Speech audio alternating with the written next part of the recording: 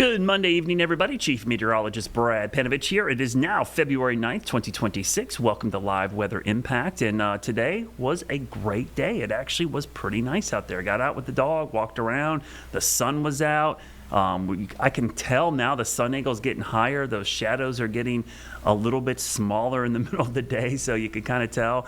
We had sunset just merely 31 minutes ago, exactly at the top of the hour, the 6 p.m. sunset. Why is that a big deal? We kind of had these like thresholds, our earlier sunsets are close to 5 o'clock. They're never earlier than that, but they're pretty close to 5 o'clock, like 5:12 or something. I think it's the earliest we go. When we get to 6, it's kind of like turn the corner because you're getting close now to almost a full 11 hours of daylight. And another month, it'll be 12 hours. And so that 6 p.m. sunset was kind of crucial because that's the first time we've had a 6 p.m. or later sunset since November 1st. And from here on out, we will not have another one earlier until next November. So they just get later and later for two reasons. One, obviously the seasonal tilt of the Earth and the fact that we're going to see more sun as the northern hemisphere tilts closer to the sun. The other part is the time change is coming up in less than a month, so we're going to jump way ahead past 7 o'clock by, I think it's March 7th this year, so it's less than a month away from right now. Let's take a look at satellite because that sunshine was great today. We had some high clouds last night. I actually woke up to some of those high clouds. They moved out fairly quickly this morning, but now we have those clear skies. And even with warm air on the way, we could see the warm air. I mean, there's a huge warm up.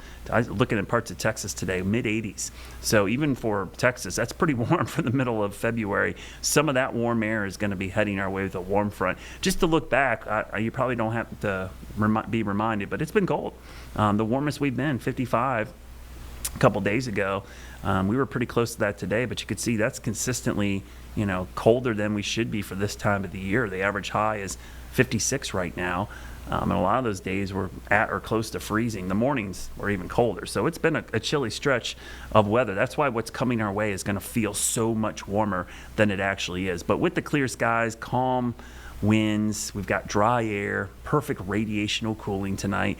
We should cool down below freezing in many locations. But tomorrow, feast your eyes on that. That is a work of art. Mostly sunny. I thought we'd get close to 70. I think we're going to see some areas in the low 70s tomorrow.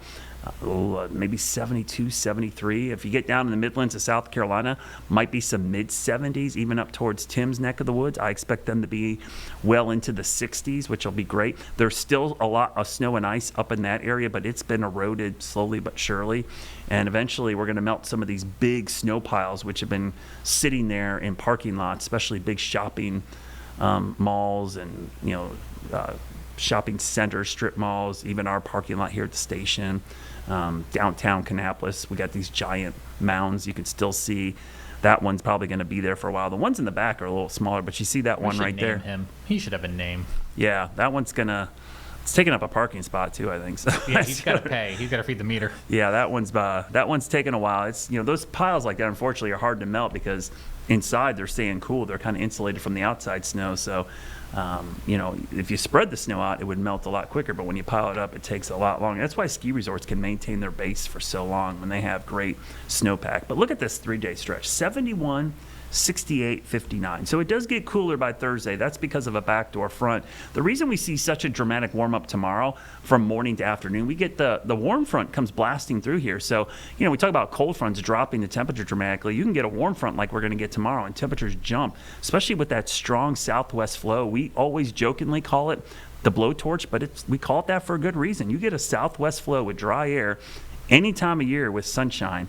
It's going to get warm around here. That is a warm flow for us. And so pretty warm conditions, even on Wednesday until that front moves through, which could take us probably till Thursday before we start to notice the cool down. That's why we're probably close to 70 on Wednesday as well. But we've got some rain on the way as well. And this is actually something I'm looking forward to, and a lot of folks are too.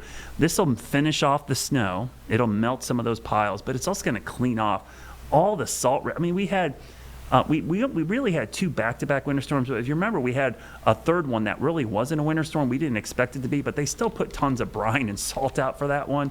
So we had 3 weekends in a row where they were just salting, the roads like crazy. So there's a lot of residue out there that needs to be cleaned up. And then just in general, when you get salt and stuff out there, it just creates all kinds of dirty snow and It's yucky. I had to power wash my garage because that stuff was everywhere in my front porch, trying to get it all out. So hopefully Mother Nature will help us out.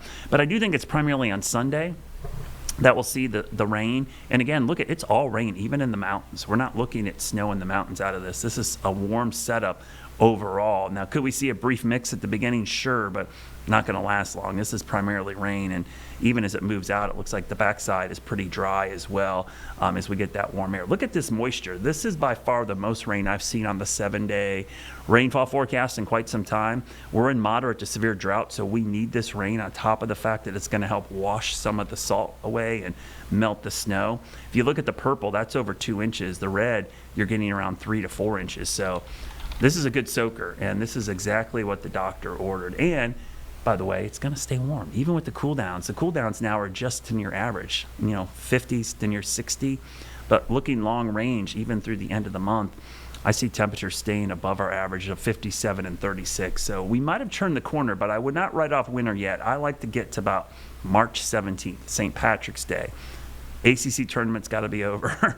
Got to get past that. That's kind of the rule of thumb around here. But your Jerry Hunt Supercenter 7-day shows the big warm-up tomorrow into Wednesday, and then much cooler but still comfortable for this time of year with rain this weekend, primarily on Sunday. The 10-day forecast shows temperatures staying warm as we go into next week. We're actually going to see temperatures stay in the 50s and 60s, so likely at or above average for an extended period of time. So stick around. Coming up after the break, we're going to talk about a big crack in the ice in the Great Lakes. We're going to talk about this warm spell and a couple other things with Tim Buckley.